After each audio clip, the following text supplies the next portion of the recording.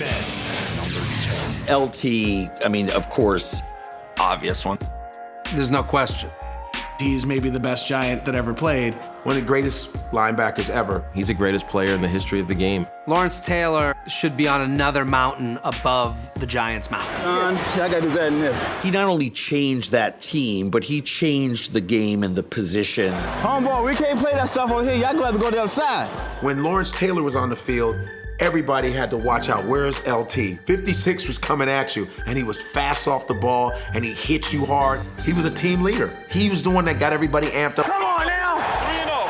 Hey, we're a bunch of bad summer. Let's play some ball. I love the sound bites. Hey, baby, let's go out there like a bunch of crazy dogs and have some fun.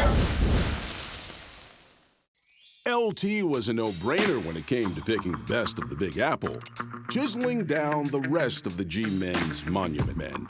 Not exactly low-hanging fruit. This is where it gets a little hard. You got to put Phil. Robustelli. Tiki. Tiki? Tom Coughlin. Mark Bavaro. In the end, there's only room for one quarterback among the all-time faces of the franchise. It's hard when it's like, hey kids, come on, let's go see the Giants Mount Rushmore. There's Eli Manning. And look at how confused he looks. Look at how bamboozled. I am not putting Eli on that list. There are many, many other Giants that are better. How many of them beat Tom Brady twice in the Super Bowl?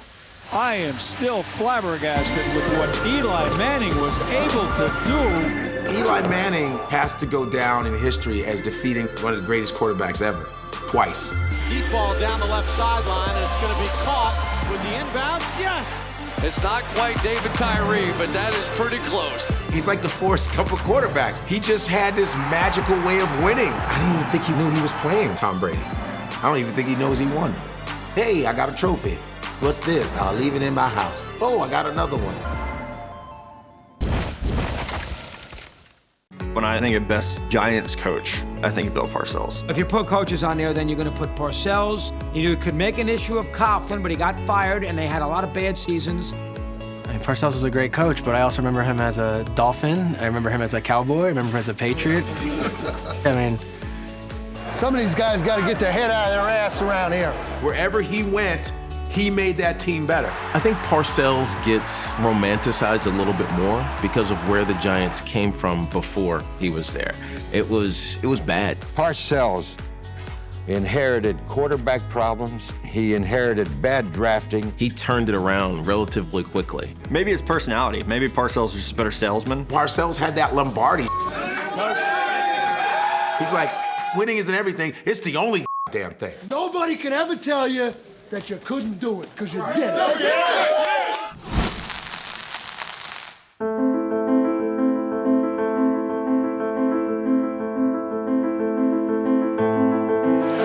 Hello again, everyone. I'm Frank Gifford. Gifford's a no-brainer. You want to put Strahan? You want to do that? I think Giants fans might take exception to Strahan being there, especially ahead of a Frank Gifford. Strahan might have the single-season sack record and a smile more vibrant than Times Square, but Gifford wasn't just a pretty face. He was the franchise's defining voice. As Frank Gifford, halfback, I spent 12 wonderful years with the New York Giants, many of those years winding up in championship games. Now, as Frank Gifford, sportscaster, I play an entirely different position. I think he created that aura of what a Giant should be. You name it, and Gifford can do it. He made All-Pro at 3 different positions, which is unheard of. Now, Gifford shows why he became the all-time Giant ground gainer. Gifford's not through. He kicks that point, too. His supporters rocked the vote, and Gifford carved himself the final spot. The number 9 NFL Mount Rushmore, the Dolphins. Clayton Duper. Bob Greasy's got to be on this list. Brian Cox was out there. Dante Culpepper. Marino. Mercury Morris. Zonka. Kick. Jason Taylor. Hernandez. Don Shula. Nick Bonaconte. Zach Thomas. No. The main thing I want on the Dolphins Mount Rushmore is the old school Dolphins logo. Nobody represented the old school Dolphins dynasty better than one man, their coach, Don Shula. Obviously, if Shula, the greatest coach of all time in terms of number of wins, nobody's won more. Coach Shula becomes the all-time winningest coach, breaking the record of the immortal George Halas. Was the winningest coach in NFL history. Shula won 2 Super Bowls representing that old logo. The old Dolphins logo, he's jumping through a ring of fire. That's serious. Bob Shula? Nope, Dan Shula, Bob Shula. There are many Shulas. Shulas, Joe Jackson, there's too many Shulas. But then there's a Bob, Don, of course. I think the biggest question with Larry Zonka, if we put him on the Dolphins Mount Rushmore, is do we go stash or no stash? I feel like we remember him with the full-blown Burt Reynolds porn stash. This cannonball would run through defenses all the way to back-to-back Super Bowl wins. Heading right side, touchdown, Larry Zonka. Larry Zonka was the heartbeat of a 1970s Dolphin dynasty. Jason Taylor belongs on there because of how good-looking he is. Jason Taylor. I mean, what did they do? What have the Dolphins done with Jason Taylor as a team? As great a player as he is, I would bet that some of those 70s Dolphins would have a big objection to this. I think Jason Taylor is criminally underrated. We don't talk about him enough. He was one of the best athletes of his generation of football players. Because he was so good, it made a lot of bad Dolphins football watchable. Let's go get it. Dolphins on 3. Jason Taylor won Defensive Player of the Year in 2006, capping a decade of dominance after the Dolphins drafted him in '97. Daniel Marino. Let's get a drive going, man. Let's get a drive going and score some damn points. Dan Marino, yeah, phenomenal quarterback. I mean, the greatest quarterback to never win a Super Bowl. Only played in one. Good job, good job. Dan Marino, probably the most talented passer in NFL history. Most touchdown passes, 48. He put up numbers that no one even thought were possible. Most yards gained, 5,084. Most passes completed, 362. Dan Marino has broken another record. I like, Ryan Tannehill as a person, so Dan Marino is just, he's my Dolphin quarterback forever. For a foursome, I think the Dolphins are properly ranked. The horseshoe. Colts, it's a good one because you've got Indianapolis and Baltimore. What you have here is you have Peyton Manning and his receiver Marvin Harrison. Then you have Johnny Unitas and his receiver Raymond Berry. I've decided to look up a close friend of mine, one who's kept me in the league for 16 years, Mr. Raymond Berry. Ball. Unitas has the ball, and he's looking for Berry. Unitas and Berry just have to be the top pass-catch combination in the league. Berry? One of these things is not like the others. Put Edgerrin in there. What do you mean Berry? It don't even matter. Oh, hey, is the Edge on the Mount Rushmore of the Colts? All day, 3-2. First of all, I think we don't give enough credit to Raymond Berry. Johnny Unitas and Raymond Berry revolutionized the passing game. Almost a half-century later, the same story played out again for the same franchise. Fast forward 40, 50 years, and Peyton Manning and Marvin Harrison do the exact same thing. Again, Peyton Manning puts it where only Marvin Harrison can catch it, and only Marvin Harrison can make that catch and keep both feet in bounds. What a hell of a catch by Marvin there. Drag that sucker. The game changed after Johnny Unitas. The game changed after Peyton Manning. Peyton's preparation with Marvin Harrison made them incredibly prolific. Score! Woo! You can't stop him. You can only hope to contain him. Peyton Manning, who David Letterman just said changed the skyline of Indianapolis. They have buildings built, including the stadium they play in now, because Peyton Manning was the best player in the NFL for a decade. There may be no face in NFL history more perfect for stone immortalization than Peyton Manning. It's a very large forehead also. Just everything here is one perfect rectangle. I think that Euclid, the plane geometer, must have said, how can I make the perfect square rectangular face? Hello, Peyton Manning, downset hike. They hold the NFL record for touchdowns for a QB wide receiver combination. with 114.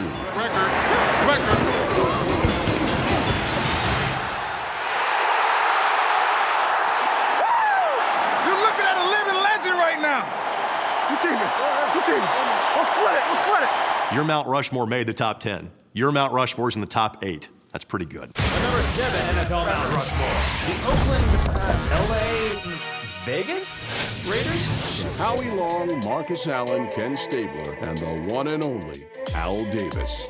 When you say Raiders, first person you think of is Al Davis.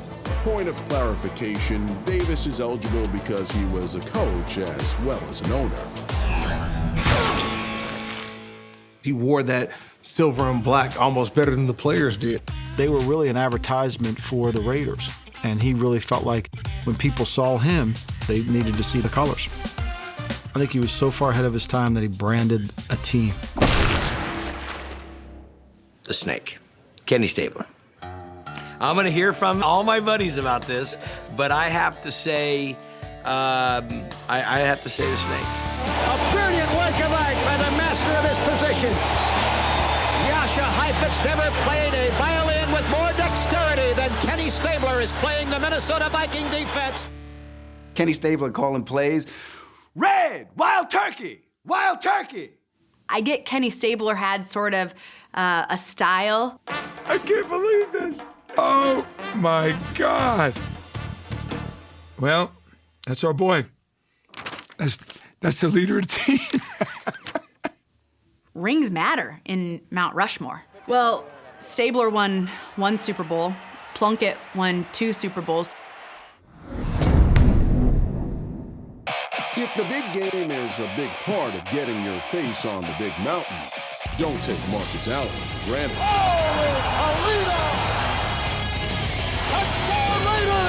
This is a new Super Bowl record. Howie Long. Don't you think? He kind of has that chiseled, because his bust in Canton looks pretty good. Okay, that's a handsome man. As good as Howie Long was, and he was part of that team that beat the Redskins, I think that there are a number of guys that could probably go ahead of him. No Gene Upshaw, no Blitnikoff. You always got to vote for a guy named Fred. Remember Right Said Fred? I'm too sexy for my shirt. Too sexy for my shirt. Are you kidding? Like, Fred Blitnikoff's not on the list? There's a lot of guys you could interchange in there. The only one that's even debatable for me here is whether you include Madden, right? Madden was a monster. Madden is on the field. He wants to know if it's real. They said yes. Get your big butt out of here. He does. In the end, the Raiders' ethos matters as much as the men who lived it. And you tell them one thing. Just win. Just win. The number 6 NFL Mount Rushmore. The Bears. We have 3 players who define their position. Dick Butkus. That's just the name, right? Walter Payton. There's a reason the guy is the Man of the Year trophy is named after him. George Halas. Oh, just founded the charter franchise of the NFL. Mike Singletary, head of the greatest defense of all time. We're gonna be here all day, baby. I like this kind of party. The whole reason we have an NFL at this moment is because of George Halas. This is a guy who founded the league. Yep, Halas was at the meeting that created the NFL. Even more amazing, he was winning championships in his 5th decade as the Bears head coach. 14-10, the Chicago Bears hang out in front to beat the Giants for the NFL championship. The ultimate definition of who Dick Butkus was. Talk to anybody who played against him, and they will tell you he was the greatest defensive player of all time. His 9-year career stands apart as the single most sustained work of devastation ever committed on a football field by anyone, anywhere, anytime. Roses are red and violets are blue. If you got any sense, you'll keep Butkus away from you. Mike Singletary. The Samurai Mike. I'm Samurai Mike. I stopped them cold. Dude, Mike Singletary would kick my head off my neck.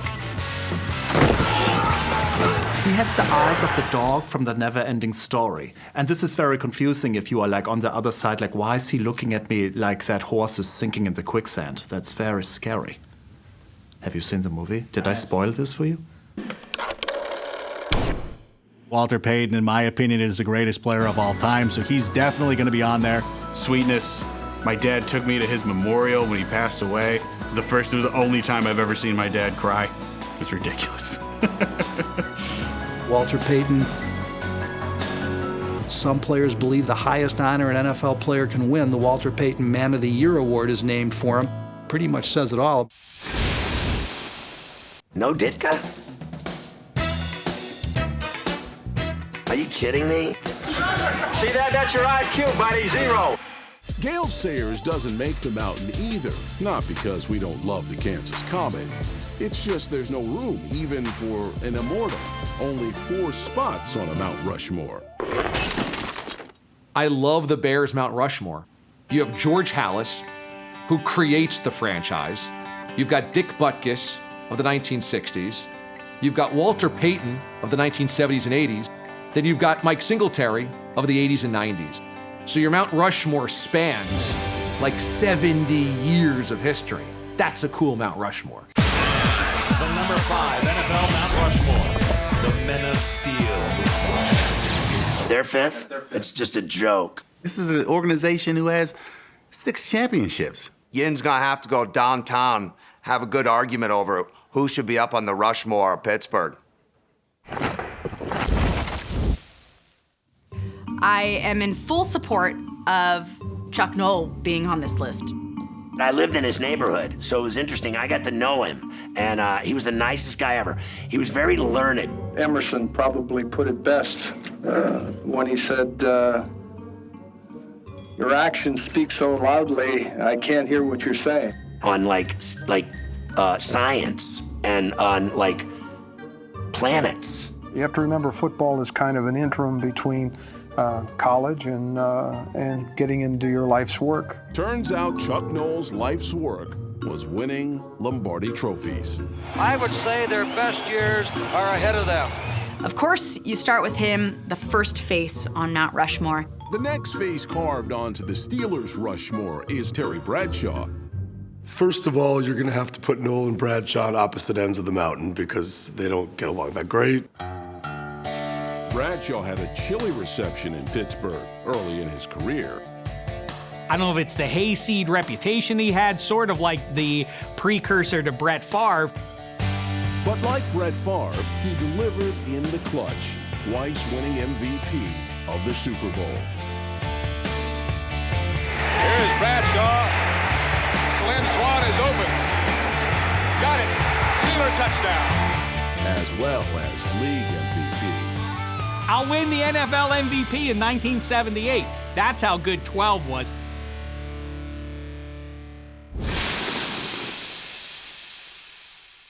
Franco Harris, obviously he had the immaculate reception.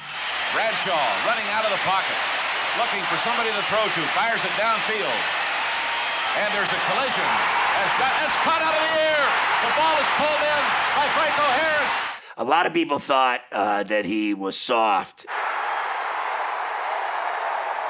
Do you think he gives a rat's ass what you think of him with all of his rocks and his gold jacket? Of course, Mean Joe Green right out the gate. I mean, you think of Pittsburgh, you think of Steel Curtain, what do you think of? You think of Mean Joe Green. I think Joe Green was the greatest draft pick ever in Steeler franchise history. Joe Green broke through to nail Staubach and caused the fumble. Joe Green gave the Steelers all they could have asked for. He gave his opponents a little extra. That's Mean Joe Green, baby. No one's gonna say nothing. World champ, number 1. How about they move up 6 spots to +1? Isn't that a math thing where you go over? What dynasty is the greatest in pro football history? It's the Steelers. I mean, Damashek's not gonna like it, but the Steelers players don't measure up. The number 4 NFL Mount Rushmore, New England Patriots. It's Rob Gronkowski. I'm activated. I'm ready. John Hanna, one of the greatest guards that ever played the game. Tom Brady. Best ever. ever. Bill Belichick. Way to compete. Way to compete. This list is so wrong. This list is so wrong. Hold on. I have early Alzheimer's. I can't think this fast. John Hannah?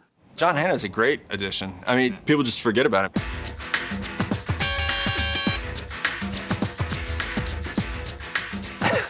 John Hannah? I mean, I know he was good and everything. That was back when they wore those silly uniforms, right? I mean, they kind of sucked for a while before 2000. You know what it is? The Patriots don't really have a lot of history. New England sucked back in the days.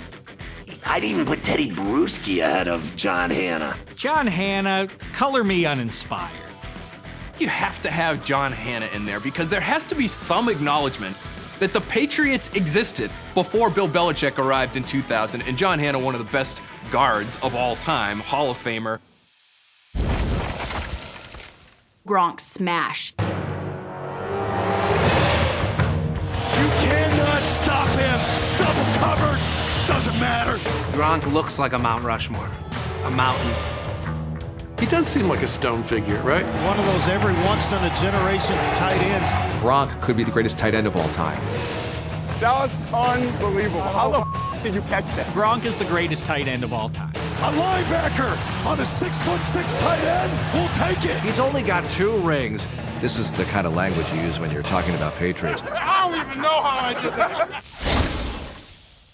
I know Bill Belichick has to be on it. I get it. Belichick's got the on to Cincinnati look on his face on the Mount Rushmore. Bill Belichick is arguably the greatest coach of all time. I think Belichick is a phenomenal coach. I think maybe 1 or 2 Super Bowls are legit. Congratulations on getting to the playoffs. We know the feeling of what it's like to have a decent year. Make fun of Bill Belichick's stoicism all you want. You know what makes him smile? The 5 Lombardis he's won with Tom Brady. Way to go, man. Way to go. That's tremendous. Great job. What a win. Great job. It took every second. You damn right. Way to go.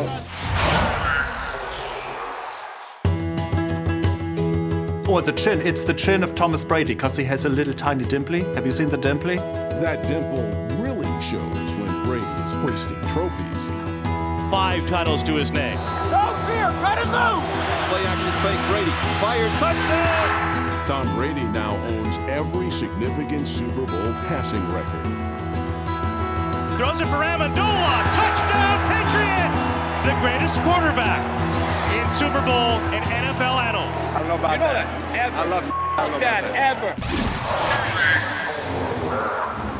Patriots being number 4 on this list? Come on, numbers don't lie. Spouses and accountants do. I think the Patriots' Mount Rushmore has to be higher.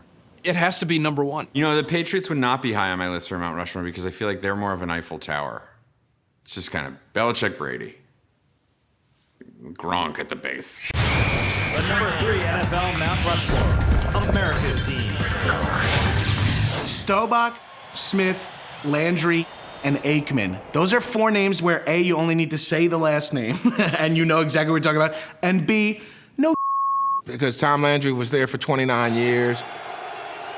He helped build the Cowboys into America's team. America's team. Cowboy coach Tom Landry getting a ride off on the shoulders of his team. The Dallas Cowboys are the champions of the National Football League. You can't put a coach in because you could have an argument of like who was the better coach. I think if you had Jimmy Johnson on the Cowboys Mount Rushmore. How about them Cowboys? I think it would have been really hard for the sculptor to get his hair just right.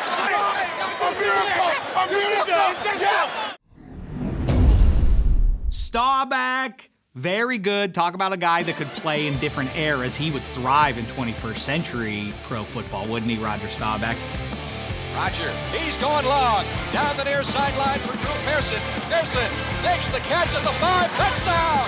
Would you believe it? Staubach hit Pearson on a 50-yard touchdown. Roger served his country, fought for our freedom.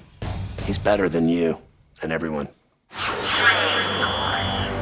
I would argue that Troy Aikman is the greatest quarterback of his generation. That includes Montana, that includes Steve Young, that includes Boomer Esiason and Dan Marino and all those stat hogs. Cowboys are back on top of the mountain now. Troy Aikman's the MVP. Aikman balled in the biggest of games. Aikman was an awesome quarterback and deserves to be on Mount Rushmore. At the very least, you've got to put Mr. Cowboy on the Mount Rushmore of the Dallas Cowboys. No way Bob Lilly shouldn't be on there. Long-time Cowboy fans will tell you, other than Staubach, they've never had a greater player than Bob Lilly.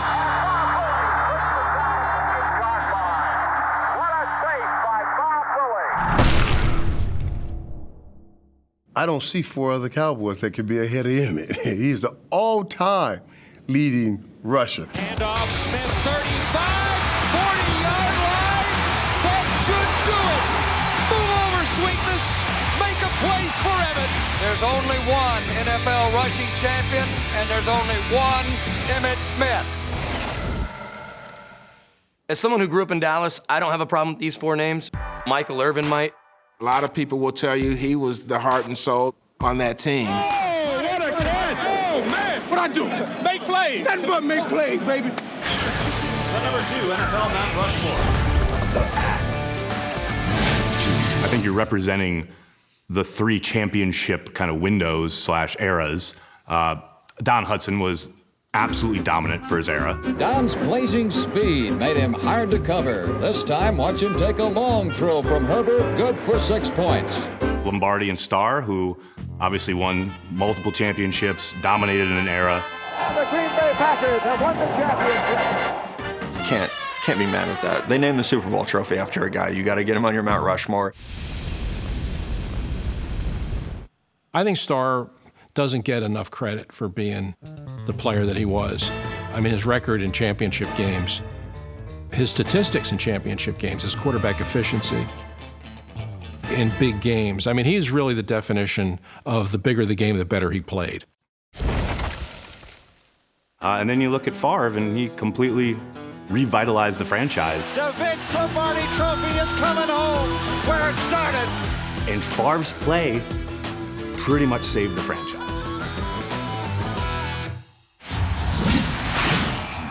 There's just so many iconic people in Packers history. Look at the name of the stadium. It's Lambeau Field. Where's Curly Lambeau? I mean, Curly Lambeau should be on the Mount Rushmore. Well, he helped found the team and coach him for a long time. There's just not room for everybody. They could have 3 or 4 Mount Rushmores in Green Bay. Ray Nitschke, Paul Hornung, Willie Davis, Horace Gregg, Herb Adderley are in the discussion, but the real argument starts with which modern QB should make it. So Aaron Rodgers did not make this list. That is correct. Can you believe it? Unbelievable! Believe it! Aaron Rodgers is arguably the most gifted quarterback of all time. Athleticism, quick release, accuracy, seamless arm strength, multi-platform throws. And that ball had to be perfect, and it was. I feel like you picking whoever you want to go to. I kind of am. And for him not to make the best Packers list is insulting. This is just people trying to show off their knowledge of the game. I'm sure Don Hutson was a wonderful guy and a wonderful player. Look, I've seen Antonio Brown and Terrell Owens and Jerry Rice. He's going to be gone. I don't think they can catch him. Is Don Hutson doing the same stuff as those guys? I don't know. I got to be completely honest. Who the hell is Hudson? Don Hutson was incredible, but Aaron Rodgers dates celebrities and supermodels. When you don't include Aaron Rodgers on the Mount Rushmore, I think that's going to look bad in a few years because he's going to go down as probably the greatest player that franchise has ever had. The Green Bay Packers have earned their 4th Super Bowl championship. I have a bit of a conundrum at quarterback. Why? I love them both for different reasons. And I will say Favre because, sorry, I'm going back. I'm going to say Rodgers. I'm going to say Rodgers just because of what Brett Favre did towards the end of his career to me. And it's intercepted inside the 35-yard line of Green Bay. So many interceptions. I love to intercept things all the time, like my ex-girlfriend's mail. People look and say Brett has broken so many NFL records. Look, he drills the middle. He's got Jennings. Touchdown! A monumental milestone in a legendary career. To this point, he's still done more than Aaron Rodgers has done, even if Aaron might be the better quarterback in time. And now, the number 1 NFL Mount Rushmore, the 49ers. What team would have the greatest Mount Rushmore? I mean, you said the 49ers. Bill Walsh, Joe Montana, Ronnie Lott, Jerry Rice. The 49ers, you might need 2 Mount Rushmores for them. They have so many iconic guys. Mr. D. I'm putting Mr. D up there. You need 4 Mount Rushmores for the 49ers because you got to get Steve Young on there. Young is in trouble, and he got away somehow. Gets away again to the 35, cuts back at the 30. He dives, touchdown 49ers. Steve Young better be on that list. No judgment, but. Can we put Steve Young on the side, like pointing at him? Like Steve Young presents the 49ers Mount Rushmore. Bill Walsh might be the greatest coach of all time. You look at how he changed the game, the West Coast offense. I mean, think about it. The West Coast offense, that's Bill Walsh. And if you look at his tree, it's pretty crazy to see all the head coaches that came out of that. He was so far ahead strategically. So you're here, 5-step drop. In those early years, guys were open by 5 yards and nobody knew how. No one was within 10 yards of him. Before Belichick, Bill Walsh was the genius. Snappy dresser, too. Bill Walsh confounded pro football observers throughout the year. 3 Super Bowl victories. Joe Montana, who, 3rd-round draft pick, skinny little dude from Notre Dame, ballerina legs. Last time I saw legs like that, they were hanging out of a nest. But what made him great was this system that Walsh created, and then Montana's ability to execute perfection in that system. You told it to right, you got it. You don't get what you want. You'll just simply throw the ball away. Not there, away it goes. Montana rolling out the right, looking toward the end zone, throwing under pressure, throws his pass, caught by Clark. Clark got a touchdown.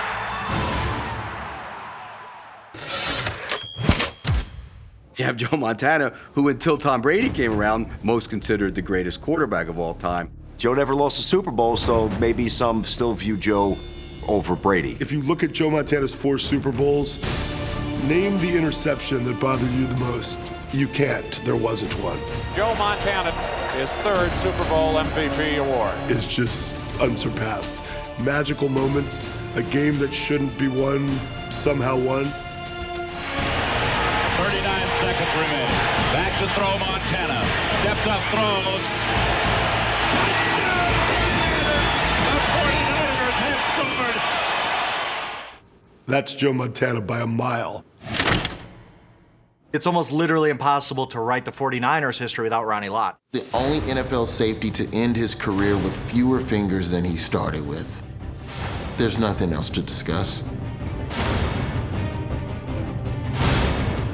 Ronnie Lott, which is pretty much the definition of hit stick. I think Madden should call hit stick the Ronnie Lott stick. He was what to the defense what Joe Montana was to the offense. Everybody sold out this week. Everybody. Damn, it's great, isn't it? You gotta love it. Well, they have the greatest receiver of all time in their group. He wants the end zone. Rice has got it. Touchdown 49ers. Jerry Rice, probably the greatest football player of all time. I mean, not just receiver, greatest player. Oh my! A one-handed catch down the sideline. One of his greatest catches. Jerry Rice worked harder than anyone I've ever seen, had more competitive drive than anyone I've ever seen, was maniacal. Pretty amazing in witnessing his work ethic. I think the thing that really kind of, propels Rice to that level of a conversation is his dominance over so many years. Jerry Rice! Oh, what a catch by Rice! And the celebrating begins. You're not going to beat the 49ers Mount Rushmore. You're just not. They are the Mount Rushmore of Mount Rushmore. So what the 49ers trot out, they don't take a backseat to anybody. They've got the coach, they've got the quarterback, they've got the game-changing wide receiver, and they've got the most ferocious hitter on the 3rd level of the secondary in Ronnie Lott. 49ers, pure platinum. We're the best.